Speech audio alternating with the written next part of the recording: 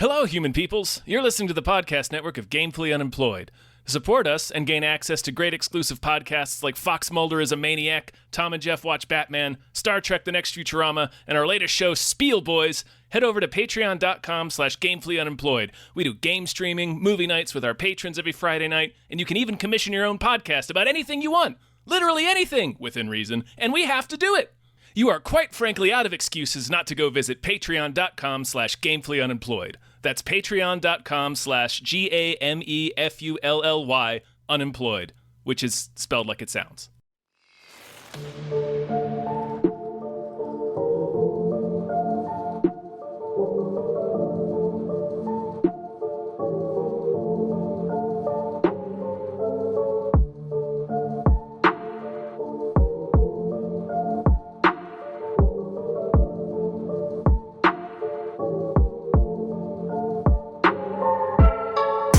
Welcome to Screamplay, a show about spooky video games. With your hosts, Tom and John Ryman.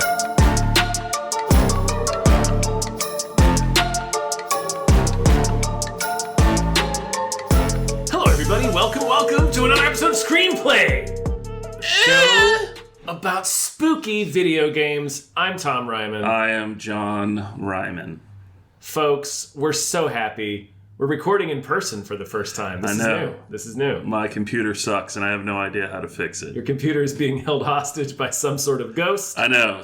Speaking of your electronic devices and other aspects of your daily day-to-day life being hijacked by supernatural forces beyond your comprehension, the game we're going to talk about today is 2023's World of Horror. Oh, wow. Is it 2023? Technically. It was actually in early access for a while, I think. Oh, okay. So it's like Baldur's Gate. Even though Baldur's Gate got Game of the Year this year, it really kind of came out like 3 years ago. Yeah, essentially. I'm mad about Lies of P, guys. Lies of P didn't get one goddamn award. That is shocking. You got a real bone to pick with that. I do. You've been really crowing from the mountaintop about this Pinocchio game. Yeah, you guys need to play it. This episode's about World of Horror. It's about as indie as you get. It was in early access since 2020, full release this year, all sorts of acclaim. All sorts of acclaim. All sorts. It's acclaim. Basically a 1-bit pixel art style point-and-click adventure game. Old school Nintendo music. Yeah. Kind of. Yeah, very chiptunes music. All done in the art style of a horror manga. And specifically, it's apparently done as an homage to a specific artist named Junji Ito, who is not a person I'm familiar with. Oh. But apparently he's a very storied and popular horror manga artist. This game draws heavily from his work and from H.P. Lovecraft. So you might assume this is a Japanese game. It is not. It was made by a Polish developer. Made by a weeb. One guy. I'm pretty sure one person programmed this game. It's not the first game that we've played that one person made.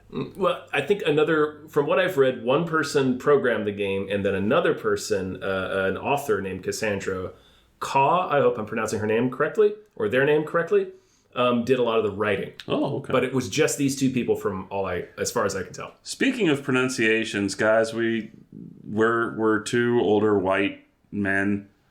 We might not pronounce manga right. It might be manga. Please don't write to us and correct us. We just honestly are doing our best. Please correct everything I mispronounce, but send them all to John. Yes. Yes, and then he'll pass them on to me. Don't worry. I will immediately delete them. No, but we do our best here. But anyway, I think it's scary story time, right? Yeah. So Tom, we're in our bathroom. We are actually right now. It's the best acoustics in here. We're taking a bath and smoking a cigarette, like you do in 1980X. Now some of the water has started to go bad because the spider god is playing tricks on us. So we have to jump out real quick and call a plumber to get this demon shit out of our bathtub. But while we're waiting on him, because he's coming sometime between today and next year. He's coming sometime between it's a 2 and it's a 4. Yeah. And God, what if Mario was in this game? Oh no! Oh my God! This is beyond what I know. I'm like Things are scratching into my brain. The spider lays eggs behind my eyes. I almost did like Transylvania Mario. Yeah, you almost did. It's like Dracula Mario. You almost did. Oh, the membrane between worlds is getting a thinner. But we have some time, though, so why don't you regale us with a scary story? Oh, man, I'd be so excited to. Okay, so, like we mentioned, World of Horror, 2023, point-and-click adventure game, done in one pixel art style that was animated entirely in Microsoft Paint. It is essentially a roguelike. It's very close to Hades, if any of you guys listening has played Hades, or games similar like Returnal, in that the point of the game is to play it over and over and over again. It is the only way to see everything the game has to offer. Basically, you can start a game, you go through 5 mysteries that are randomly generated. You kind of progress through in light RPG elements like finding allies, finding items, balancing your stats and leveling up to a degree, but mostly you're just kind of moving through a map, having randomly generated encounters. It's a lot like playing like Arkham Horror or a board game like that. Yeah, that's what I was gonna say. Yeah, it's more like a board game. Yeah, and in that way, yes, the main loop of the gameplay is very roguelike. It's a roguelike RPG, which is an interesting game. So it basically means you're going to be playing as one of 5 teenagers trying to solve weird happenings going on in your hometown in Shiokawa, Japan in 1980X. A random year in 1980. That would be 1990. 80X. That'd be 1980 plus 10. That'd just be 1990. A Lovecraftian elder god that is also randomly generated, that has a random effect on you. It's a lot of RNG stuff. So you're going to be hitting it if you played Returnal or Hades. You'll be hitting quick play to go through it until you get a good roll, like a good roll of mysteries, a good roll of abilities. And your goal is to try to get through all 5 mysteries so that you can go to this lighthouse in the middle of town and climb a couple of stairs and have your showdown with the Elder God before the Elder God wakes up. And you have this doom meter that gradually fills throughout the game as things happen, as well as a stamina and sanity meter that you also have to manage. And if either of those drop to 0 or below, you die. And if your doom meter fills up to 100% before you get to the top of the lighthouse, you also die. Yeah. But each mystery has multiple different endings. The game itself has multiple different endings for how you encounter the Elder God, depending on which one it is and how you resolve it. So a big part of the draw of this game is just smashing yourself into these rocks again and again on these Hades Returnal style roguelike loops, like Rogue Legacy, games like that, to try to see everything and see the different possible endings and stuff. And that's really kind of the core loop of the game. Chilling. Bone chilling. Frightening. I'll tell you what's frightening is trying to figure this fucking game out. Well, now that I've regaled us with a scary story, I think it's time to go up and knock on Vincent's door, right? He's been watching us at the end of the drive. Peering through his shades. What are they doing down there? I suppose they're trying to sell more cookies. Off of my grass. Get off my grass. Just had it sodded. That's good sod. Let's go tap on his door and see if we can get him to let us in. Yeah, we're gonna rap a tap on Vincent Price's door to see if he'll let us inside Spookaboo Manor. Now I invite you to step inside Spookaboo Manor. Speaking of building up to shocking twists, folks, we're within the confines of Spookaboo Manor now, which means this is where we're going to talk about all the spookiness of World of Horror. The booiness and the spookiness of World of Horror. A whole world. A whole new world. In 1980X. The same year Mega Man has to work his way through the robot. Oh, man, I wish this was a shared universe with Mega Man. It might be, for all we know. Well, you kill the lady with the scissors, you do get her scissors. That's true. You do often get powers from these people. And those, I don't know if you tried using those scissors, but those scissors are pretty dope. I don't know if that's a guaranteed drop. I didn't always get the scissors. Anyway, listen. I've been flapping my lips for a while. So why don't you talk a little bit about the spookaboo-ness of World of Horror? Well, I do like Japanese, I guess they call it J-horror. That for like Ringu and yeah. Which is like kind of what this is. It's like an H.P. Lovecraft, but like Ringu ghosts and Grudge ghosts and stuff like that. I liked the art. Like the art of the monsters, they were sufficiently creepy, and some of them were just funny because you'll like see like this weird feverish guy like come up to you, right? Some of them ask you if you like want to buy, and I'll always ask you something weird like, do you want to buy insurance? And it's, what the fuck is going on? And I say, no, that's okay. Oh, you lose 2 sanity as a spider crawls out of your asshole or something like that. I don't think I would really call this a scary game. Like, it didn't really scare me that much. I did like the imagery, though, and kind of, I guess, the storytelling on it. But something like this, you can't, like this, or like a board game, like, you can't really get jump scares like you can in, like, games like Evil Within or Dead Space. It's not as immersive, but there's creepiness with it. But, like, this game is not as immersive, I think, as some of the other games that we've played. The retro nature of it and the artwork and the fact that it's all in black and white, that actually provides some of the creep factor to it, I think. Just because it seems kind of old, maybe a little haunted or something like that, like a haunted game. That would have been nice if they added something like that in there. Like it was like Inscription, where like you're actually playing like a cursed game or something like that.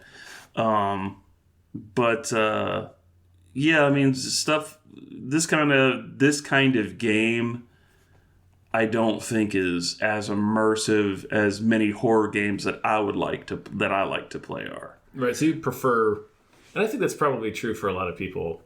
Just when playing some games in general, you like to be immersed with certain games. It's about being in a world, and horror is definitely for sure like that, where the more immersed you are, the more scary it is. The very first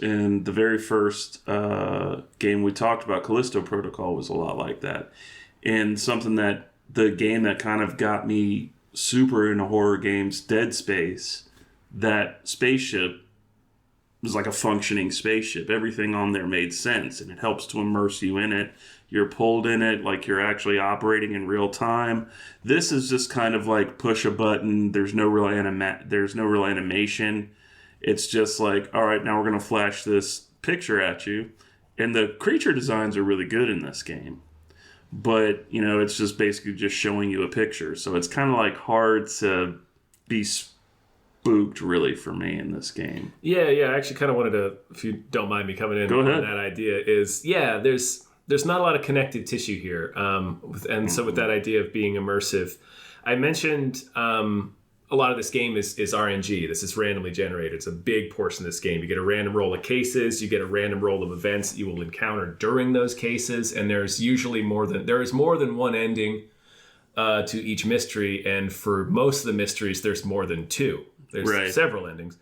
So it's all this randomness. And because of all the randomness, everything's very modular.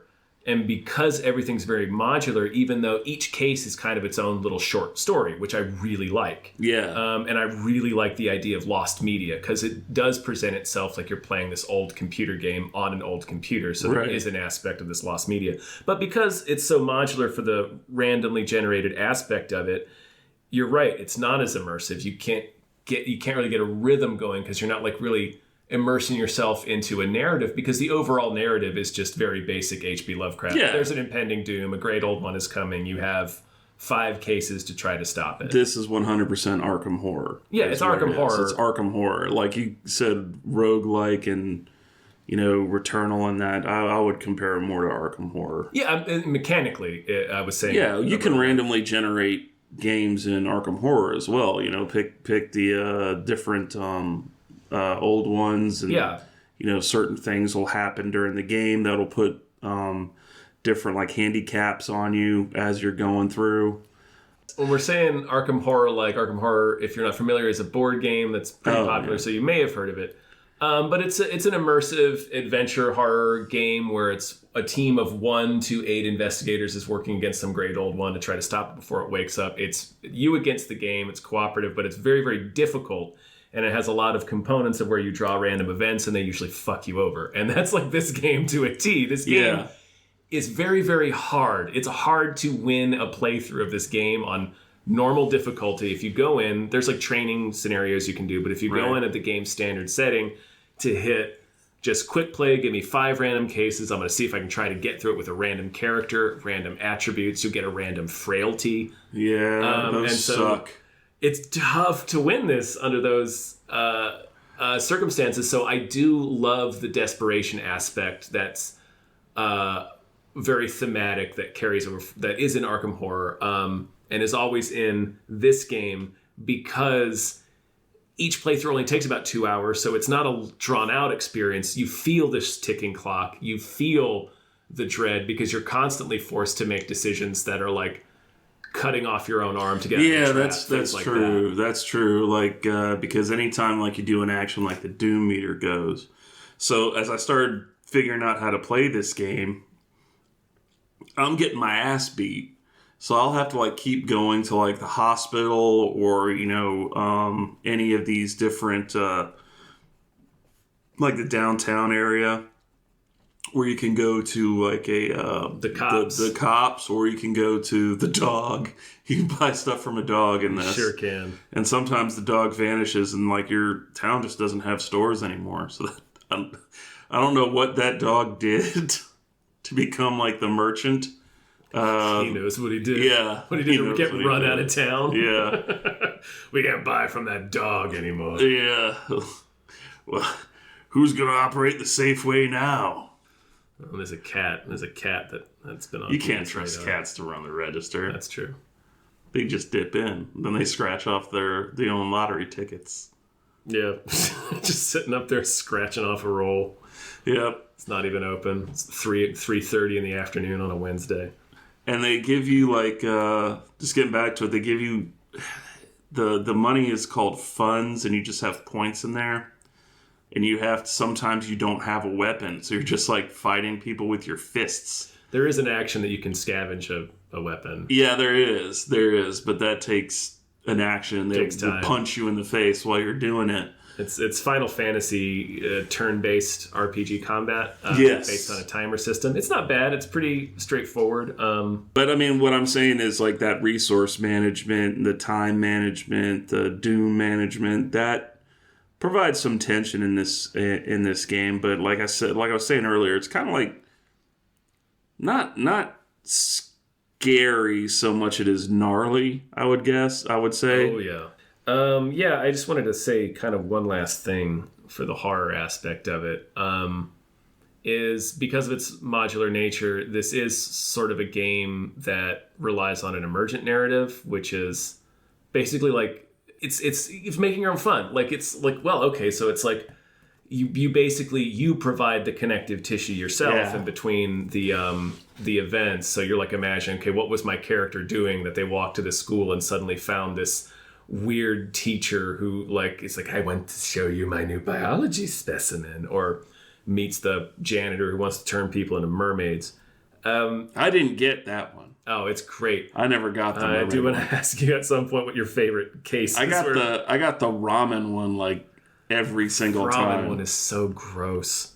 What is it like? Their feet, like the old one is feeding people its own flesh or something like that. Feeding people themselves. Oh, themselves. Like from a past. It was unclear. I only got one ending. Anyway, but so I do really like that. That part appeals to me a lot. It's one reason why I was such a big fan of Arkham Horror, the board game, and it's a big thing I look for when I'm playing board games. Board games that have an emergent narrative component where it's like you get to play as a unique character with unique attributes, and then kind of what you do and how your story unfolds is up to you. And I love that about this game. It just sort of handicaps the horror a little bit just in terms of the way the game is designed. Yeah, I mean, but like with a game like this, you can only be so scary.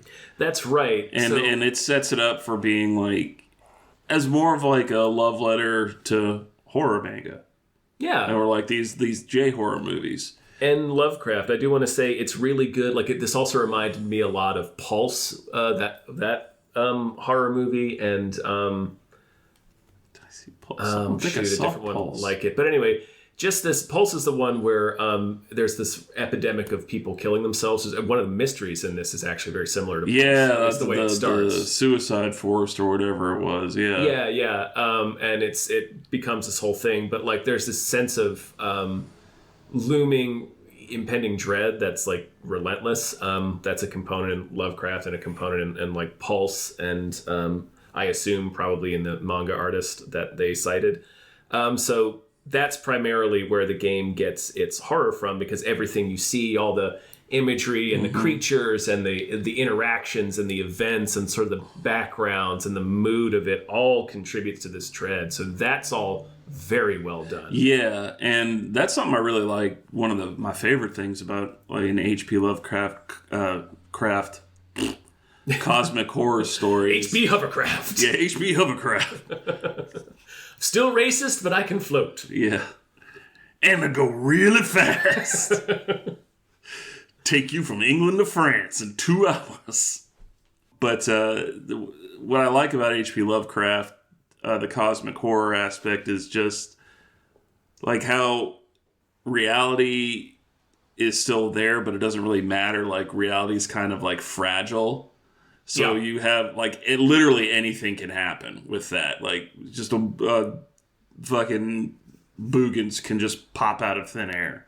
Or, you know, these and frequently does. And frequently does. And, you know, people's sanity is like, you know, razor thin, and, you know, just anything that can happen can happen. It's theoretical in a lot of cases. Yeah.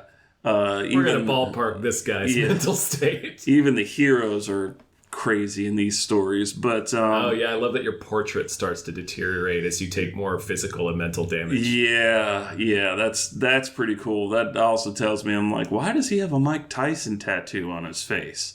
And it's like, oh, I'm cursed. Okay.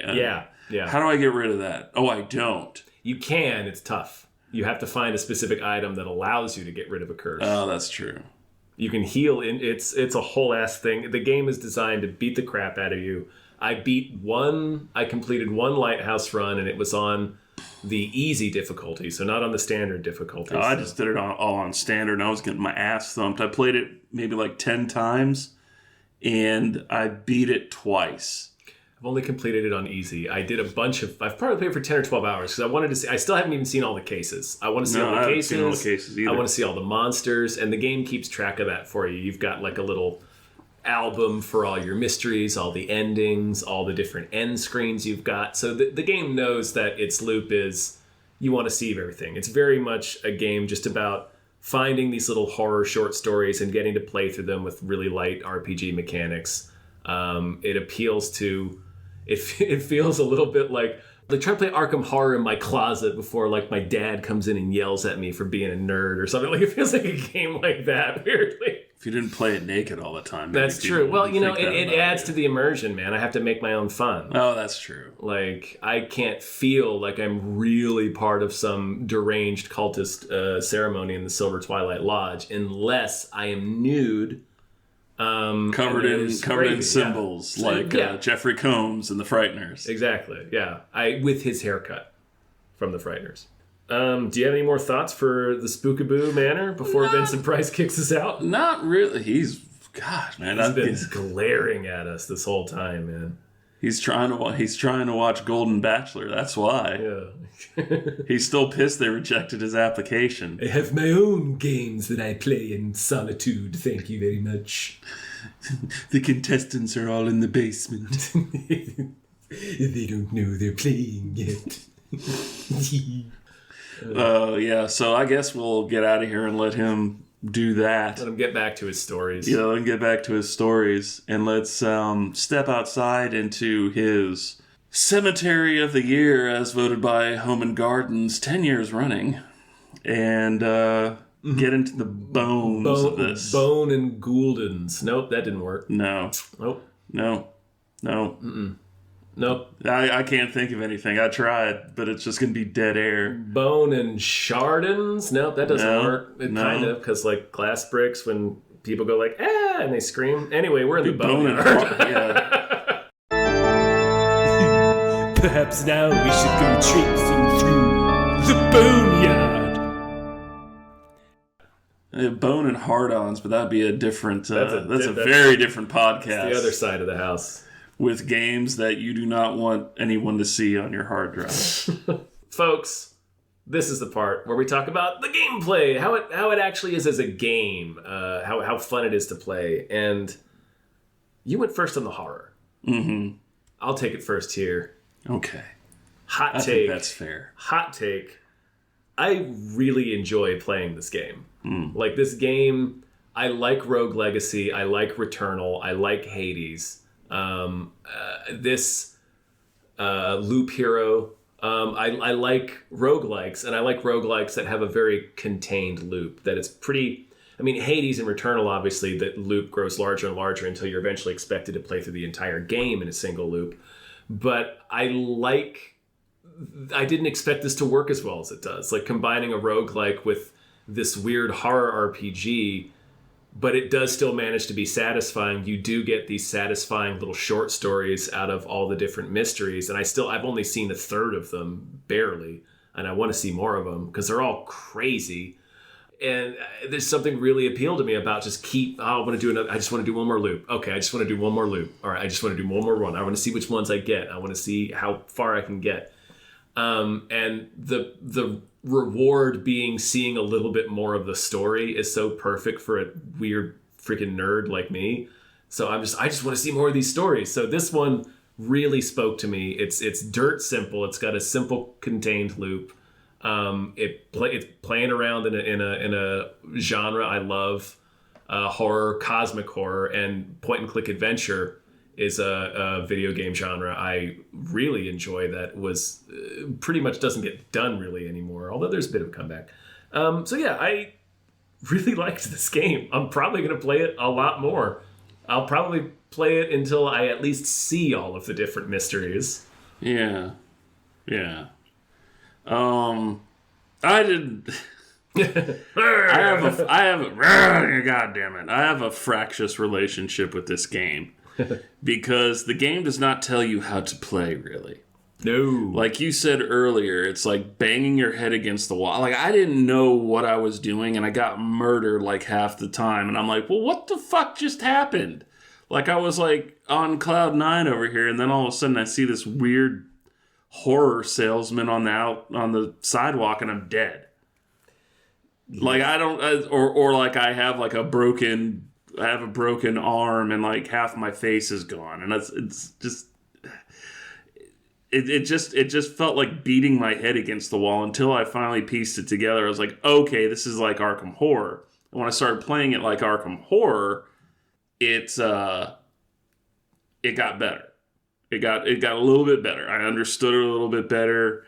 It's a little bit of an XCOM element to it too, I think. Not because really. You keep using like roguelike, and I don't see it as a roguelike. It's like, because like a roguelike, you'll start over, but then you're still going through, like, you still have the same objective that you need to do, but you have to go through this whole RNG generated thing again.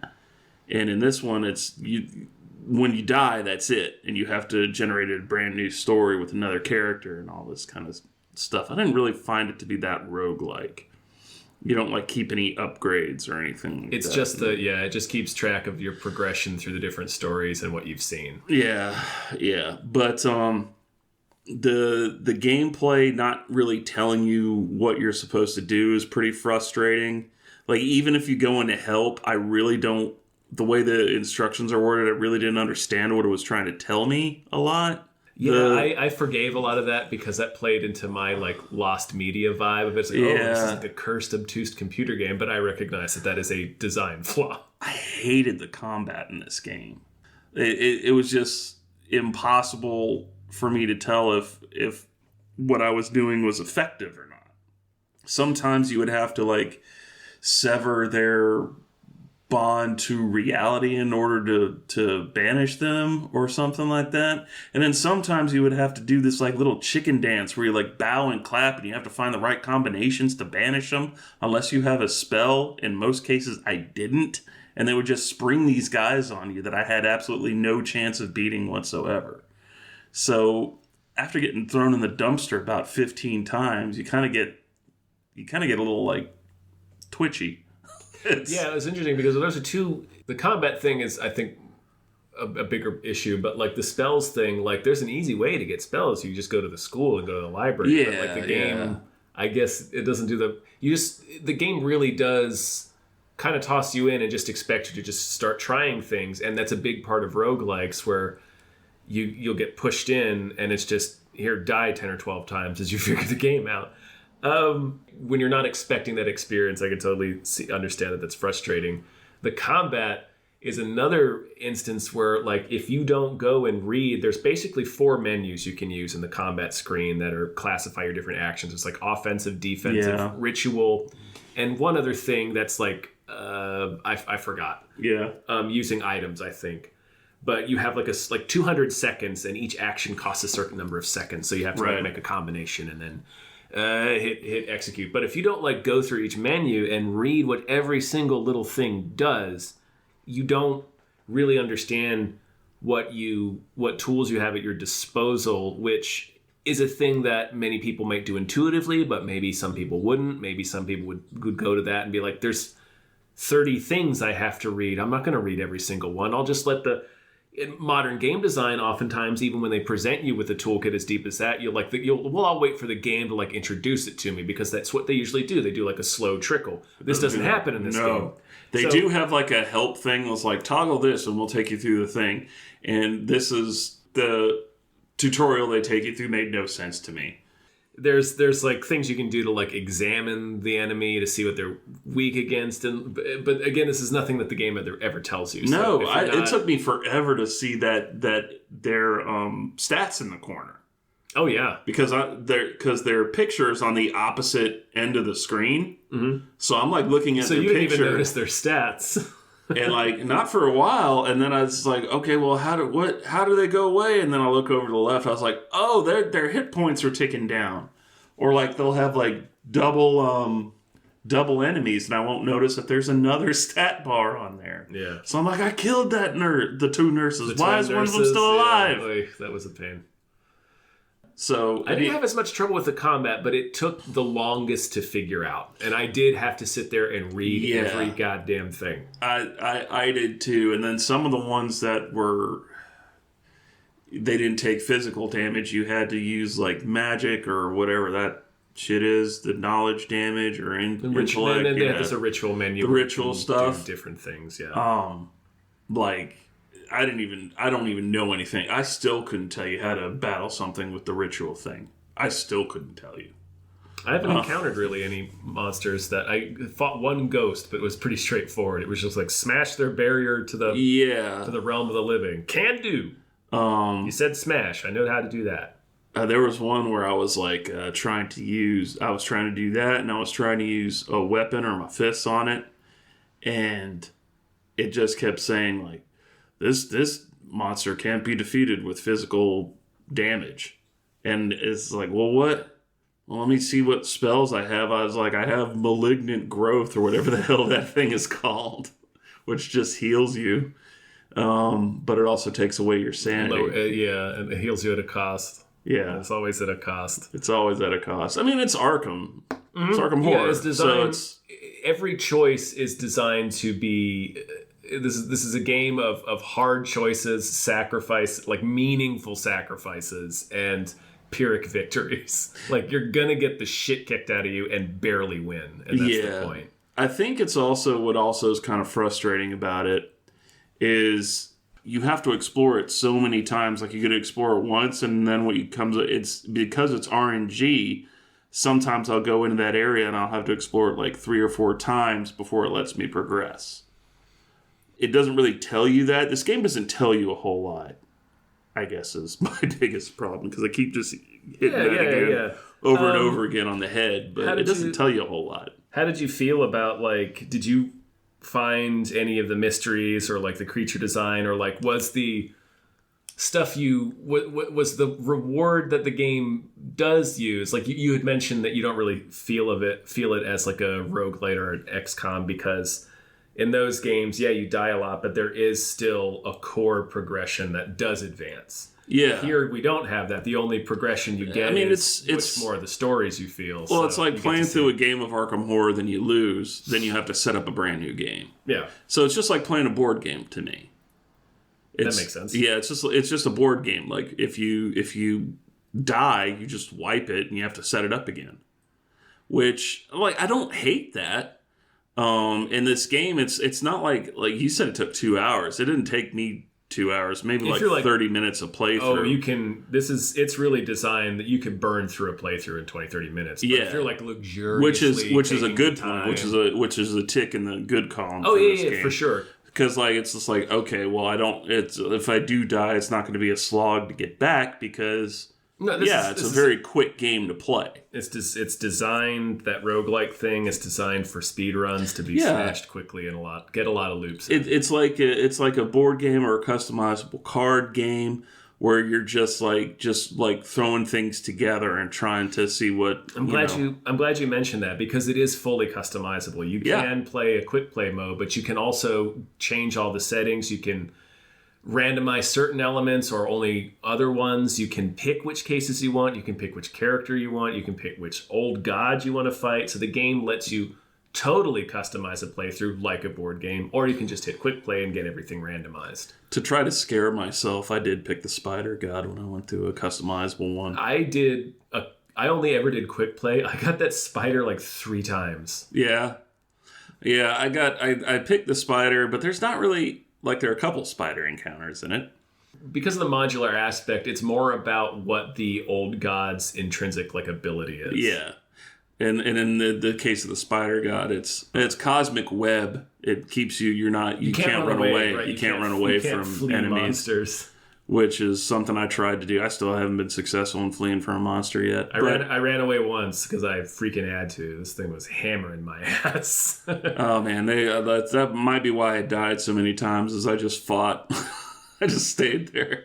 You got to come take me, monsters. Yeah. Well, I had the spider so many times I had to fight a lot of these people. Yeah.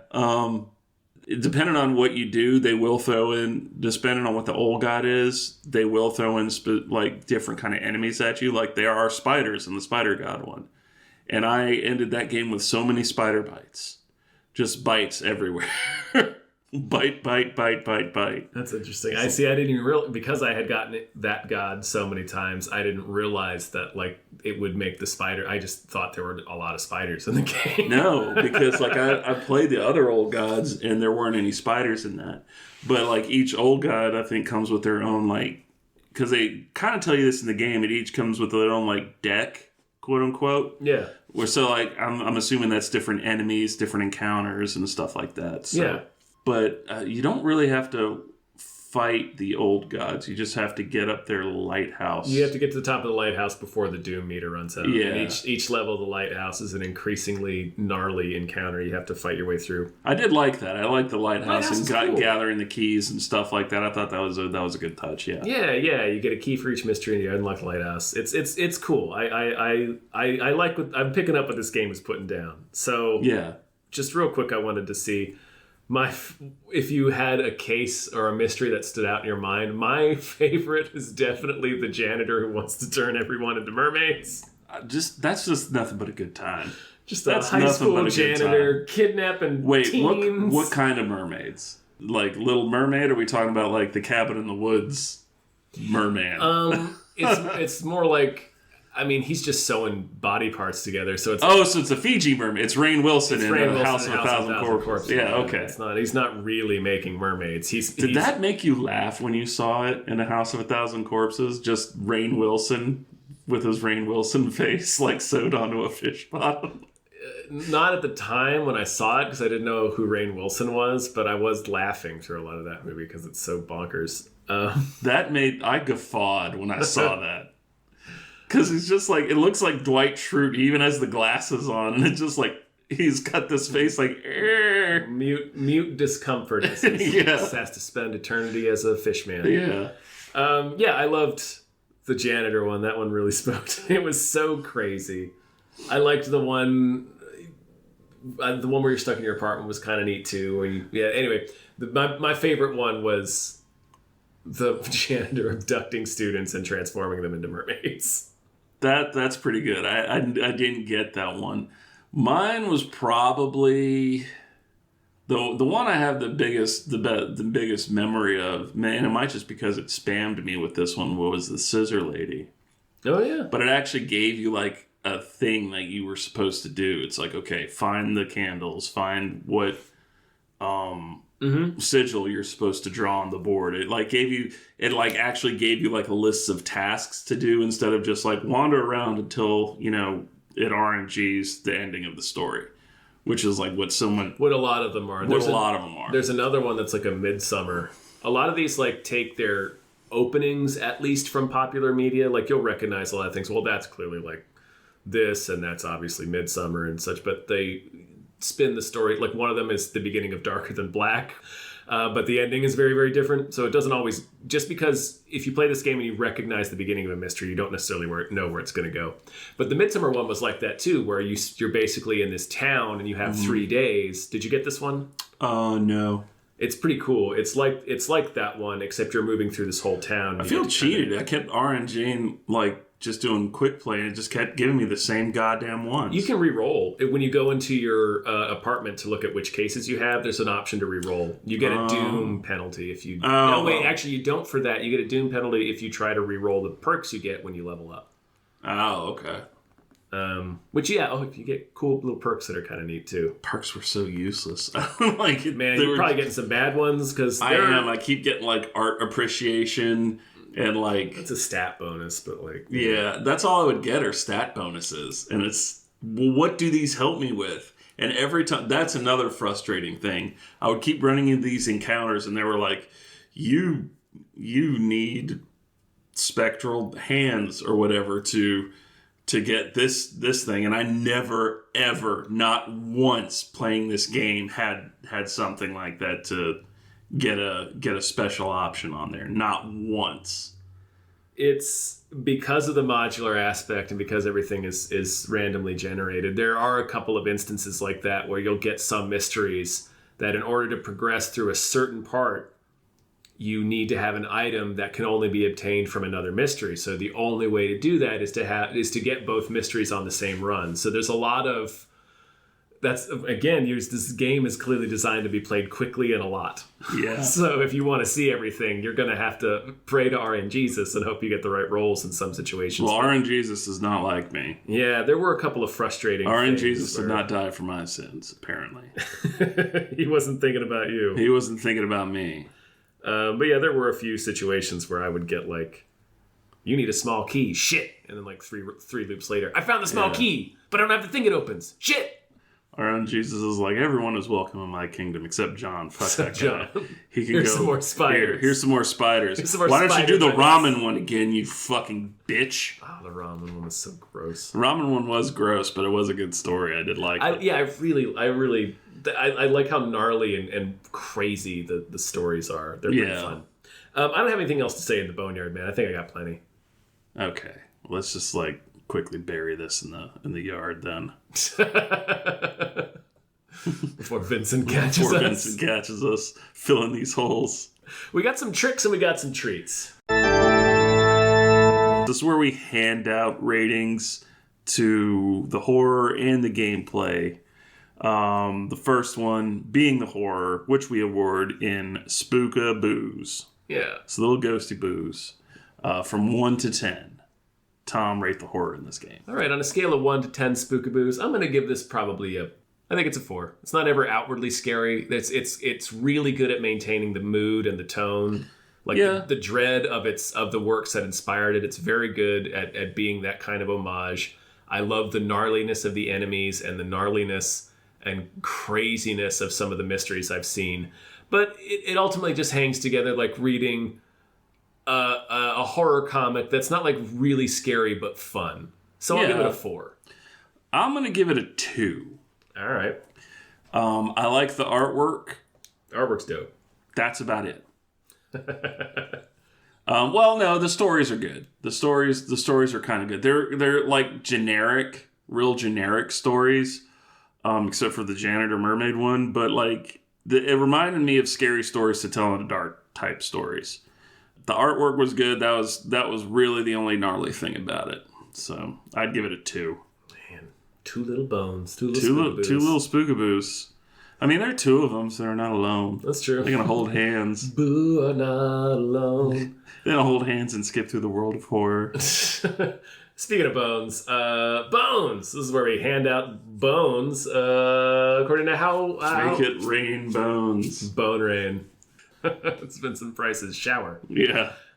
This is where we rate the game play of the game. Bone rain. The bone rain, step inside. Get it on my face. Here comes the bone rain.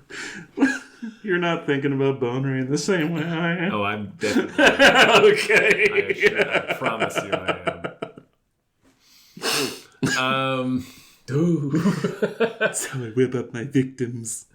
Yeah. Skeet, skeet. I think down these females crawl. I'm feeling pretty. Like I said, the loop of this one spoke to me. I'm gonna give this one. I'm gonna be courageous. I'm gonna have some resolve. 8 bones. I'm gonna give it. Like this loop. I know. I'm gonna give it 4. I did not like this loop. Ouch! I'm gonna give it 4. I did not like this loop. You gotta let me know how to play your game when I'm playing it. That is fair. You gotta let me know how to play your game when I'm playing it. Like, because so many times I felt like I was just like pushing buttons. I was like, I don't know, let's see if this works. And then it's like me playing Marvel vs. Capcom 2. It just put in a quarter, a bunch of flashing lights happen, and I lose. I don't know what happens in this game.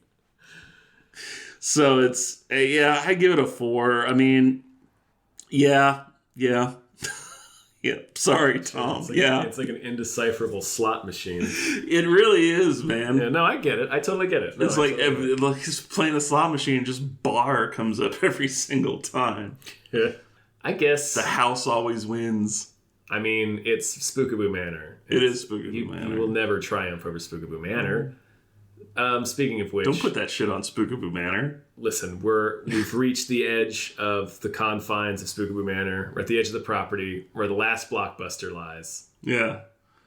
The final Blockbuster in existence. I'm gonna kick open the doors here. Yeah. Kick it open like a no-knock raid.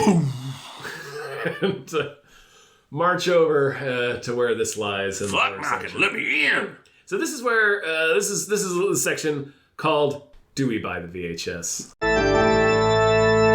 Please tell me whether or not I should just buy this VHS. If World of Horror were a grimy, beat up, old, worn down VHS tape that was a perpetual favorite rental from Blockbuster for sleepovers, is this something you would buy to add to your collection of perennial favorites? Things to whip on when you're having a spook 'em up night with your best buds. We've all had those times where like a game pisses us off and you yank it out of the console and punch it in the face and throw it in a corner. Mm-hmm. That's kind of how I felt about this game and playing it. So no, I will not buy this game. Boy, this did not capture your imagination. It did not, man. It did not enthrall me like you thought it would. This left you cold. It did. Well, I was wanting to play Lies of P again. Guys, Lies of P is out now in stores. Guys, get involved. It's Pinocchio.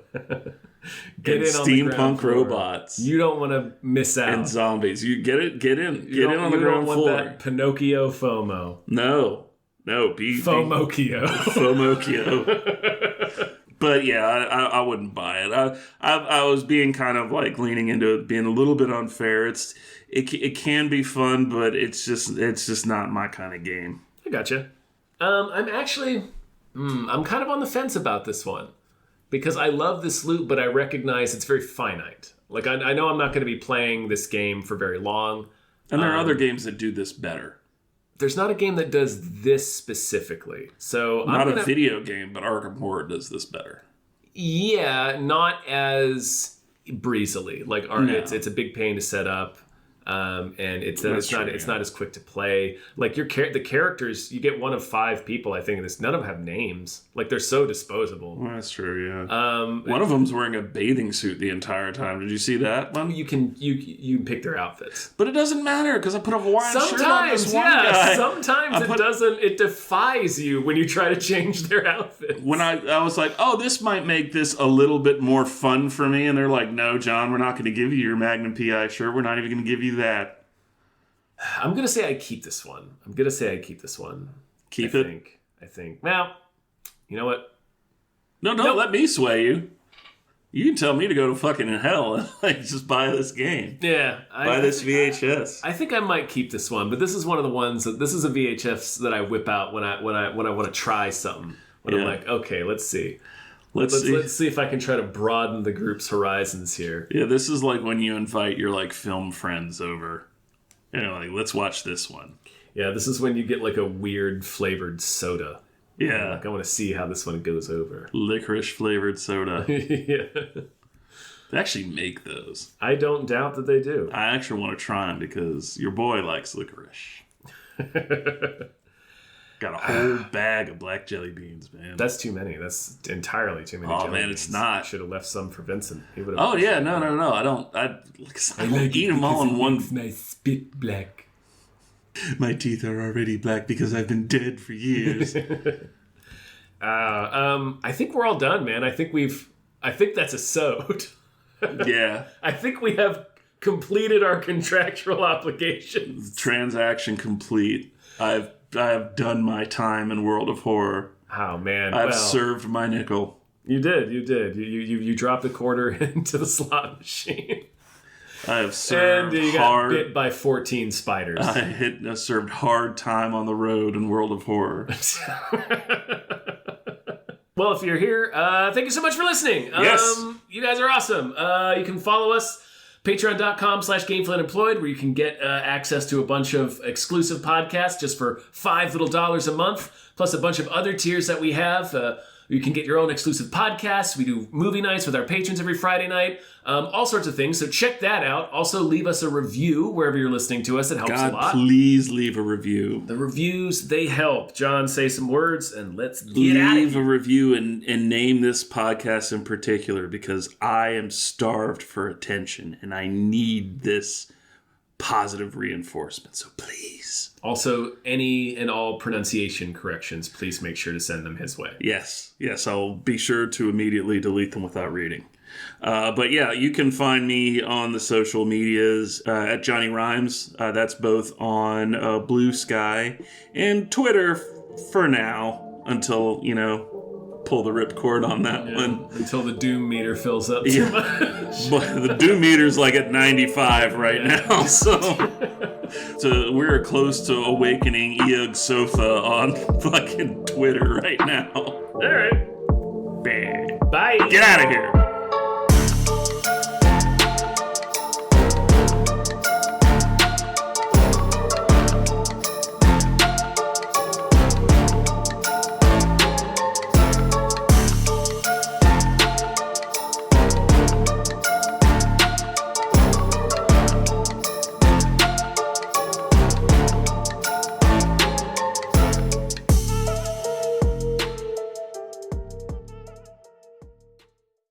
Our episode artwork is provided by Doc Garby. You can follow him on Twitter at _JDBurrows_. Our channel artwork is produced by Michael Vincent Bramley. You can find more of his artwork at instagram.com/mvbramleyart.